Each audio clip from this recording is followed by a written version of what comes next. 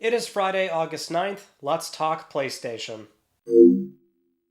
Welcome back, everyone, to another fiscal episode of LTPS. As always, let's begin with our PS Plus reminder. The August PS Plus Essential lineup is live on PSN now, so go ahead and claim those games.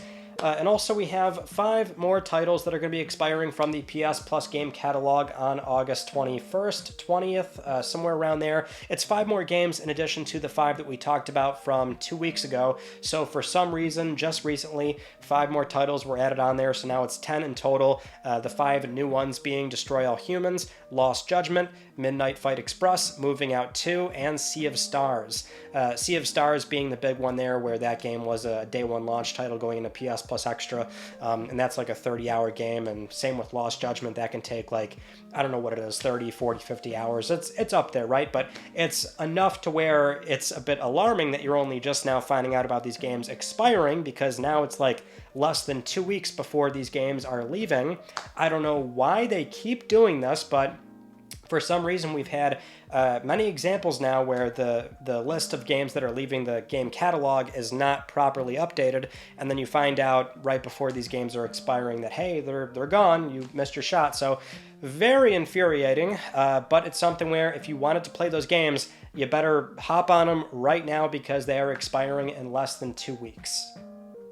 But anyway, moving on to our first news story, it seems like Sony is finally testing out a very big, very basic feature for the PlayStation Store, and that is user-written reviews. Because that is something PSN has not had ever up until recently, where it seems like some people are reporting that Sony is sending out emails to them, inviting them to write reviews for games that they bought digitally. So the few examples we have so far apparently is Helldivers 2 and Final Fantasy VII Rebirth. So it does seem like they're maybe trying to do this on a per title, very slow, regional rollout. But it would appear as though they are trying to prep the PSN store for actually offering user-written reviews in addition to the 5 stars that you can rate for games, which that alone was something the PlayStation Store on PS5 did not have until that was like 4 or 5 months ago, since PS3 and 4 had that for a very long time.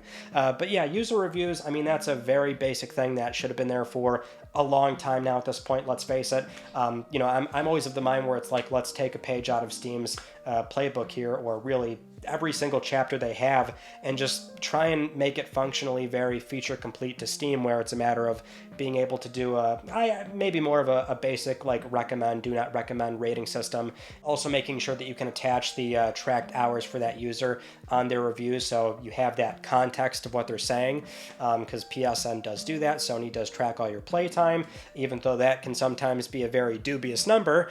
But I mean, that's where I would like to see PSN go. So even though it seems like they've taken forever to finally get this done, it looks like they're finally adding this, and that's definitely a good thing. Moving on to our next news story, this one was a very big headline from this past week, but it's now confirmed. Santa Monica Studio is working on a new IP, and that's something that we safely assumed anyway, because for the entire time, like 3-4 years now at this point, we've always known they had a mainline God of War in development, and also an unannounced title as well. But the caveat being that they've never actually called it a new IP. I could have sworn they actually did. I was a little bit puzzled by this news this past week, because I thought we had already heard about this in terms of it being in writing from Santa Monica, like they weren't hiding this at all. But every time I check prior uploads or whenever we talk about this, it is something where it was always called unannounced. So that is the news here, is that we have a direct source at Santa Monica. So this was initially spotted on Reset Era, then reported on by Eurogamer, and then picked up by various other sites. But a developer at Santa Monica had this listed on their LinkedIn, where it said they've been working at the studio looking after their entire character development pipeline on their, quote, new IP. So we do safely assume this is Cory Barlog's game, which is expected next before a new mainline God of War, and that's the other caveat, because, there's been a lot of speculation on some sort of spin-off Atreus game or some other, like, co-collaboration project with, like, Blue Point or something, right? There's a lot of speculation going on there. So if that comes first, then that's the one area where that would pop up before this new IP.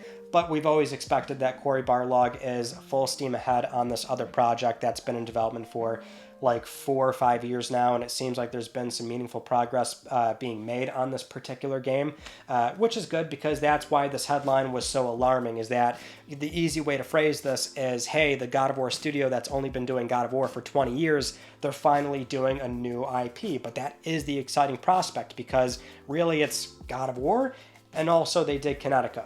They've also been home to like various other incubation projects, so their name is attached to a lot of other, smaller titles throughout PlayStation history, a lot of it through the PS3 days, really. But either way, it is something where we now have it in writing, and I just hope we see this game, sooner rather than later, but whenever they're ready to talk about it, I'm sure we'll see this thing pop up, and it's going to be very exciting to see a game that is completely new from the studio. In other Santa Monica news, we can also mention the PC system requirements for God of War Ragnarök coming out very soon on PC, September 19th. So if you want to play the game over there, then you'll get by just fine with a GTX 1060. That'll be on low settings, 1080-30. If you want to play on ultra settings 4K 60, then unsurprisingly, that's going to be an RTX 4070. These are all being quoted for native resolution, by the way. So the game does still support NVIDIA DLSS 3.7, FSR 3.1, or Intel XeSS 1.3 as well. Really, the weird thing here is the storage minimum at 190 gigabytes with an SSD across the board. I don't know if that's one of those weird things where by the time you install it, the file size goes down a lot, but up front you will need 190, which is very steep.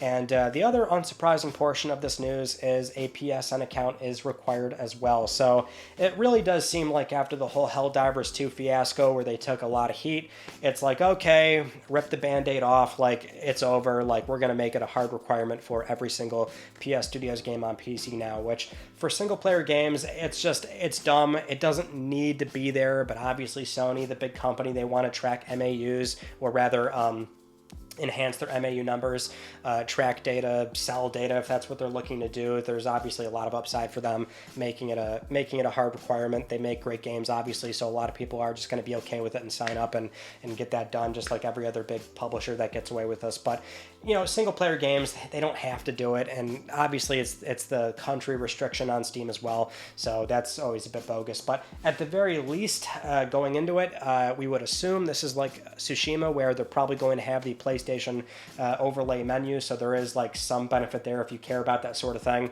That and also trophies as well, where it might share a list with the PlayStation 5 version. So you would assume they're going to keep doing this. We don't know that for certain just yet. We only had Tsushima as the first one, but that's probably what they're looking to do going forward. And we'll also hope that Jetpack Interactive has put together a competent PC version here as well. I believe the 2018 game came out in a mostly good state as well, so at least with PC games, that's always the big concern for a lot of people that primarily play there, is that, hey, if we're going to get a PC release, can we make sure this thing is stable on day one? So if there is some upside, hopefully that's it. Next up, another VIP bot is now live in Astro's Playroom, so this one would be number 3, and it's based on Gran Turismo, so the Gran Turismo Taurus bot, and it's the most involved riddle so far, where it's kind of not a pain, but like there's just a lot more going on for this one. So it's located in Cooling Springs. You go there, and there's 4 starfish on the beach that you have to step on in the correct order, and then from that point you go over to like near the entrance of the next portion of the Cooling Springs level, where there's a hidden steering wheel in the sand. You have to go up to that, then press options, and then for the fast travel menu, you have to make sure all those are unlocked, but you have to move the cursor in a counterclockwise direction, and then you'll hear like a car driving off, and that's going to tell you that you did it correctly. Then you can go over to the VIP bot, confirm the rescue, and that's how that's all done. A lot more involved, but at least we have another VIP bot that can be rescued. One more left ahead of Astrobot coming out in September. All right, moving on to Concord, coming out very soon, August 20th, 11 days. And this game is still in a very dire situation. Sony put out another one of those animated adventure videos on their YouTube channel, and the comments are predictably terrible. Everywhere you go, the narrative surrounding this game is awful, and What I do know is they recently hired some kind of PR agency sending out emails to those in the content creation space, trying to get codes out for the game right now, because that is a slightly different process from how the press get codes. I'm not sure if they have codes just yet, but it is something where they're trying to get a lot of codes out to those with big audiences, which that on its own maybe doesn't sound weird, but the thing with SIE is that they're very picky with who gets codes for their games. Now, one might say, okay, well, this is a PS5 PC live service game, so of course they're going to try and get a lot of content creators to get codes for the game. But the thing is, Helldivers 2 came out very recently as well, and that game did not, from what I remember and what I'm hearing with Concord, it's not the same, right? Which tracks, because Sony is watching this game very closely. They know pre-orders are bad. They can see what we see, and then some with just tracking user engagement and even enthusiast forums. They'll look at Reddit, they'll look at YouTube. They can see these things and they watch it very closely, and they know this game is in a bad spot. So it would make sense that they're trying to get a lot more people to know about the game by the time it comes out. But at this point in the game, whatever sort of planned roadmap the game has, if Sony was going to commit to 2 years, maybe that's already cut in half, right? How committed are they to making this game work? Because it's still a matter of okay, by the time it comes out, we'll watch closely how they handle the post-launch.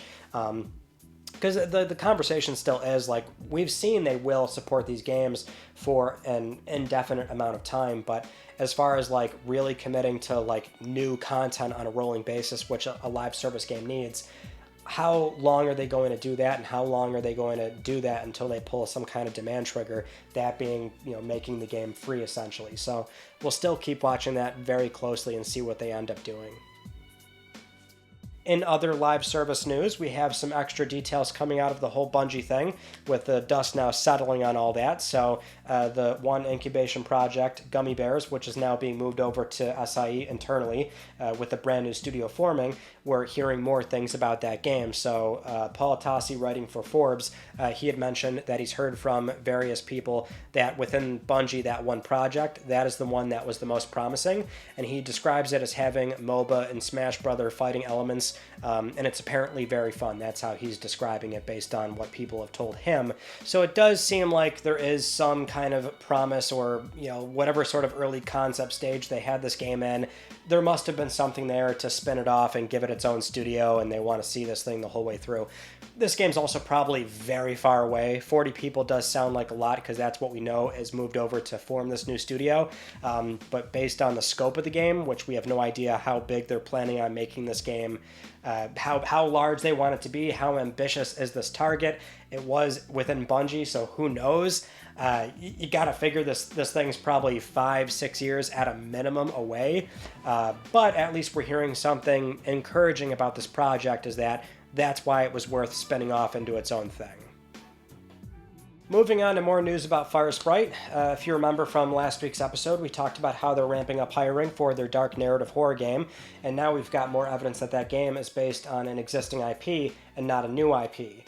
Which it is more evidence, more solid evidence, because if you remember from 5 months ago when Sony did those mass layoffs, and we had that report from Jason Schreier writing for Bloomberg, and he had talked about the various projects internally at SIE that were canceled, one of them being Firesprite's take on Twisted Metal, but clarifying that the horror game is still ongoing, and then somebody put that up on the Reddit Gaming Leaks and Rumors subreddit, and then Jason clarified on that post that, hey, I never said that game was a new IP, because the original poster thought it was a new IP.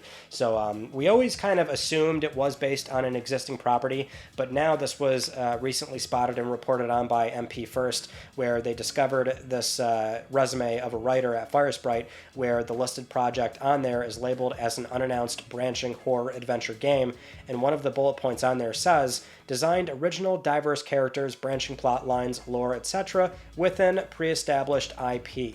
So that's about as solid of a source as we can get. It's more a matter of trying to pin down exactly what this could be, because as far as the IP that Sony owns of what this could line up with, like there's not many candidates, right? It's Until Dawn or Siren.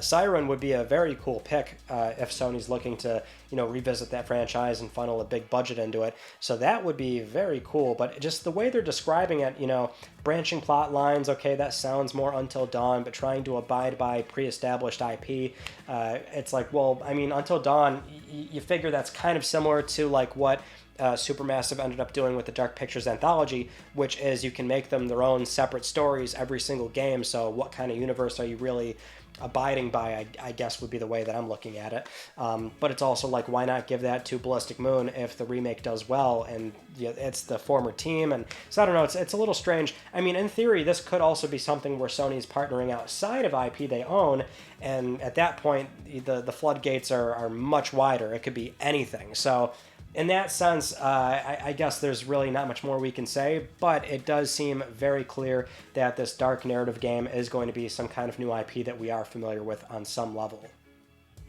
All right, folks, it's about that time for some Sony financials. Fiscal year 2024 Q1 results, that runs from April 1st all the way to June 30th, and we now know Sony has sold 2.4 million PlayStation 5 consoles in that period, which is down year over year from 3.3 million, but PS5 sales have now reached a worldwide total of 61.8 million. Monthly active users is 116 million. That's slightly down from Q4, but still up from Q1's 108 million year on year. The digital software ratio is noteworthy for this quarter because it hit a brand new high of 80% for the first time ever, so 80% of games is all digital. As for earnings, sales were up 12% year on year thanks to foreign exchange rates, increase in sales of first-party software, and an increase in sales from the network, mainly PlayStation Plus. Operating income also had a big 33% increase as well, primarily driven by the same reasons, but this also includes an increase of sales for PS5 accessories. So with both of those in mind, they did a minor revision for their fiscal year forecast, where both sales and operating income is expected to be about 3% stronger.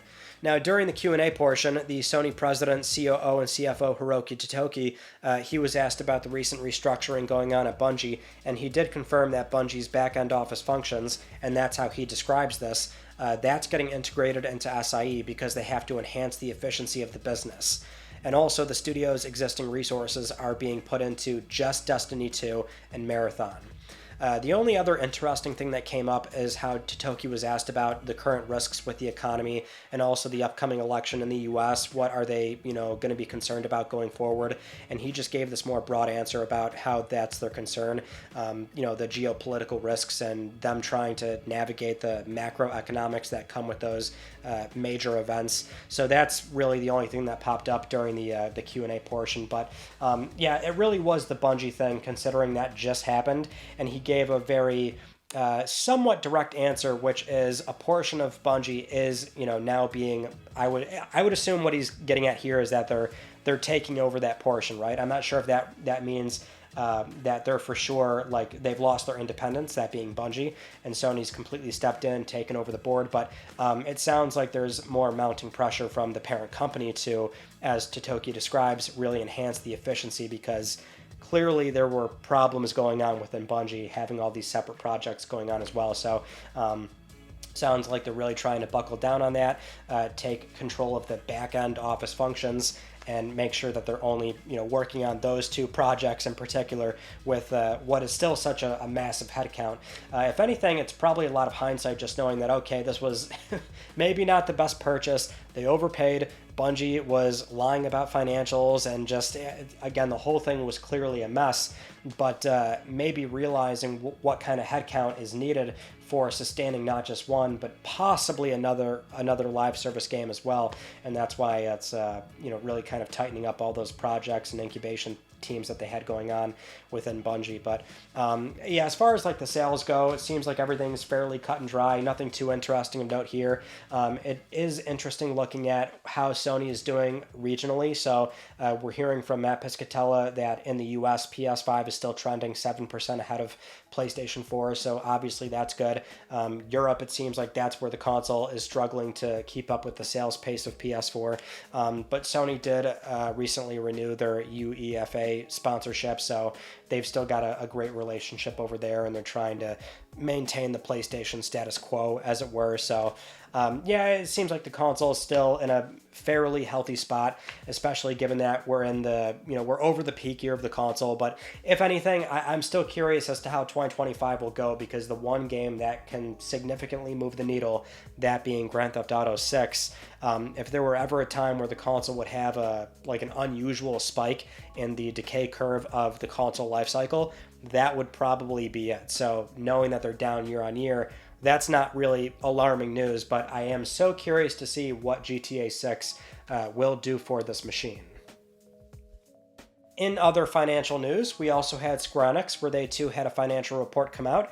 Not nearly as good as Sony's, so they reported an 18% drop for game sales this past quarter, and they're still not talking about how many copies they sold for Final Fantasy VII Rebirth, so it does seem more and more clear that if that game did really well, they probably would have at least outlined some kind of milestone for that game, or it also seems like the game just does not have the kind of legs that 7 Remake did, and it's also something where they did actually report a profit, but that kind of goes back to their restructuring, where they're trying to shave off like $100 million for their budget, really tightening up game budgets overall, canceling projects, not doing certain things anymore. So that would explain why they have reported a profit despite game sales on the decline.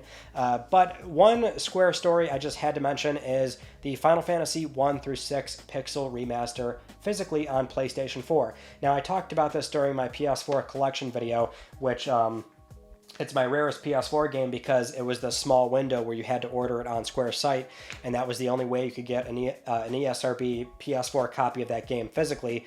And so now on the secondhand market, that game is selling regularly for $500+, really upwards of like $800 the last time I checked, which was insane. But a reprint has been announced. It's up for pre-order. It comes out October 8th. And it's one of those things too where it's like, if you want to be a stickler about this kind of thing, the first print is called the Pixel Remaster on the box art. This one is just called 1 through 6 Anniversary Edition or something. Whatever, like, who cares at that point, obviously. Like, I was even advocating for like a reprint of that game because it's like $800 something is absolutely nuts, especially if you want like a lot of Final Fantasy games on disc, playable offline, installable offline. So that is great news. That means you can get that, and also the well, on Switch you always had the option of getting the Chinese, Asia, English version, but at least you can also get an ESRB copy on Switch as well. But that was awesome to see. Moving on to PlayStation VR2's PC adapter, which is now finally out officially, so if you want to use PSVR2 on PC, you can. And we had a very interesting report come out from AV Watch where they were speaking with a Sony spokesperson about the PC adapter and just going over, how it works and things like that, and they were asking questions. And one question they asked is, was this PC support planned from the very beginning? And so we have this really interesting answer where, well, first and foremost, this is by a basic Google translation, but the Sony spokesperson said, and I quote here, PSVR2 was designed with PC connection in mind from the beginning. The importance of a PC connection was recognized even within the PSVR2 development team, and PC connection was also taken into consideration when the design of PSVR2 began. On the release date of PSVR2, we first worked on optimizing the VR experience when connected to a PS5, and then accelerated development of PC compatibility after the release. Now, a lot of you know I've said many times over that I don't think this thing was ever going to support PC, and certainly Sony would not do it if the headset was selling much better than it is right now, especially with how the headset was designed. It's a single USB-C cable that carries 12-volt power, display data, USB 3.0 data. That's why it needs an adapter on PC. It is not plug and play for most PC rigs. However, there is one caveat here, which is virtual link ports, which was this proposed standard for GPUs. That would be this one connection that all headsets could use on PC, and therefore it would work and it would be the new standard. But the timeline still is a little bit off in that it was in development at the same time as PSVR 2. But it was abandoned by like mid-2020. Like, that standard never took off. Now, some GPUs did ship with a virtual link port, and that's why once the Steam app came out, some people did realize that, hey, you don't actually need the adapter. If you have virtual link, you plug into that, it will work. Like, that's the whole point. So in theory, maybe Sony behind the scenes when developing PSVR2 was banking on that being the standard, but the problem is PSVR2 came out February 2023. This headset connection was abandoned in mid-2020, so it's just one of those things where maybe it was too far along and they couldn't back out, or I don't know. It's just like I'm not really buying it, let's just put it that way. I mean, if Sony was really going to bank on that kind of proposed standard, and historically they've done that, right? Like they put Blu-ray in every single PlayStation 3 when that was not the locked-in storage medium for entertainment at that point. But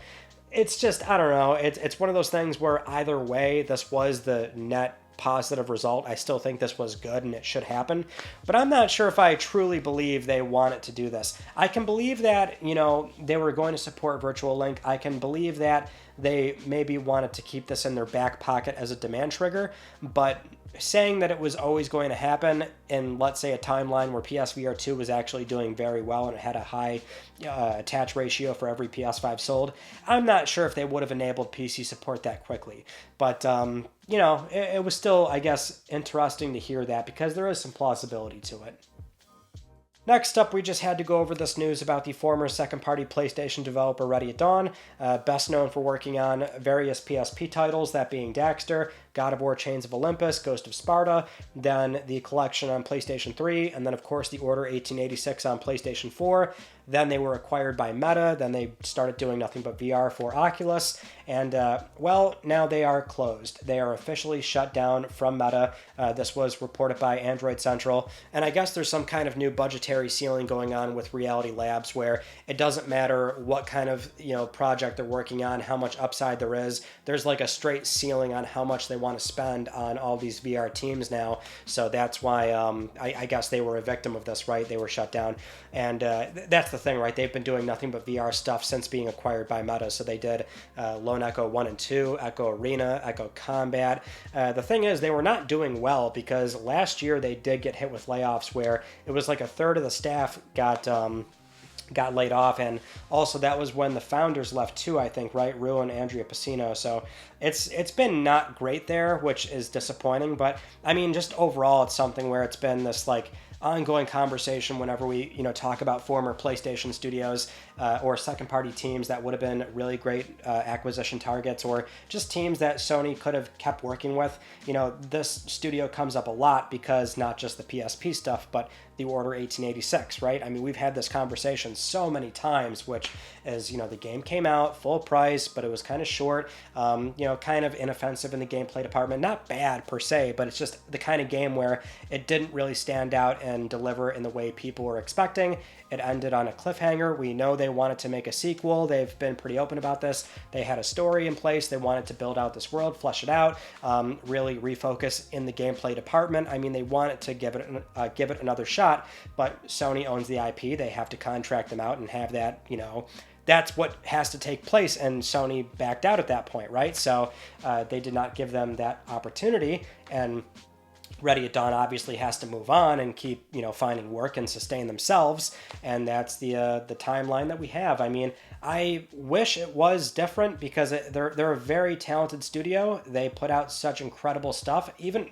more so on PSP, right? I mean, those games were so good. I mean, there was a lot of talent at that studio, but I would have loved to see them take another shot at the Order. I would have loved to see them, ship stuff on PlayStation Vita back in the day, which, I mean, that timeline still would have maybe not have worked out nearly as well, considering the Order shipped in 2015, and by then Sony was pretty much done with contracting out studios for PlayStation Vita exclusive titles. But it's just there's more I wanted to see out of them, but it's just a shame in what has been a very brutal industry the past 2 years now at this point, and this one has been really rough with studio closures.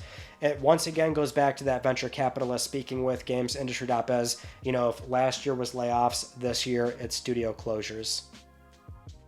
Moving on to some PlayStation Productions news, The Last of Us HBO Season 2, we finally have a teaser, and it's a very, very short teaser, but my god is it good. So, it opens with the infamous Jackson dancing scene.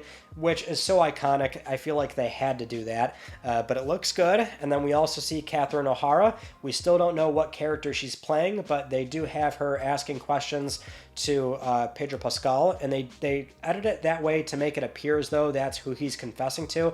I'm not sure if that's really what the show is going to end up doing. They might have just cut that in a way where she's actually somewhere else, maybe in the past or whatever the case is. But we saw her. We saw Caitlin Dever as Abby, a very quick shot from what appears to be the opening sequence of the game. We also saw the Seraphites, Isaac, just crazy stuff coming 2025. They didn't give any sort of like firm release window outside of next year, which we already knew, but it was still like really cool. They also put out some stills, and yeah, very exciting to see those moments of part 2 now in motion, and still worth remembering that it's not going to be the full game, right? So there is going to be a point where they're going to stop it, and even though there's many points where I think people know where that's going to happen, it'll still be fun to see it play out. But it was even more interesting to see it finally in motion. It looks amazing. Now, the other PS Productions news is that the Until Dawn movie has begun filming. This was shown off by Asad Kizilbash, the head of product at PlayStation Studios and also the head of PlayStation Productions, so we can see that the filming has now begun. We didn't cover this on LTPS, but we did also hear about who's actually cast in the movie, so that's a number of people. You've got Ella Rubin in there, Michael Cimino, Ji Young Woo, Odessa Ozion, Maya Mitchell, also Belmont Kameli, and Peter Stormare. He's reprising his role as Dr. Hill, which that's pretty cool. Would have been great to see what's his name? Rami Malek show up as Josh again. That would have been cool. So yeah, that's starting filming. I think that movie would probably do very well, even if because the thing is, like, if it's bad, it's like that's still good to people that love watching horror stuff. But yeah, Until Dawn, that's also underway, so that movie's probably also slated for 2025 as well, if I'm not mistaken. Now, with all that said, it is time for Let's Talk Plus, the weekly Let's Talk PlayStation giveaway, where one of you can win a $10 PSN code. I would like to congratulate this viewer right here. I'll be contacting you very soon via email or X, and if you'd like to win a $10 PSN code, it is so simple. Follow the link down below, enter the Gleam giveaway, and supporting this channel a number of ways can gain you an entry, and I'll announce the winner next week, because I'm trying to help pay for your games. Those are all the stories from this past week that I wanted to talk about with you all, and our Tuesday video was looking at the custom 3D audio profiles on the new PS5 beta. How much better are those versus the standard preset ones? Go check that out. Some kind of surprising but not really surprising results, if that makes sense. And then coming up this Tuesday, probably another upload on time as well. But that is pretty much it. So that concludes this week's episode of Let's Talk PlayStation. I'm Ryan Benecki. Thank you all so much for talking with me, and I will see you all next Friday.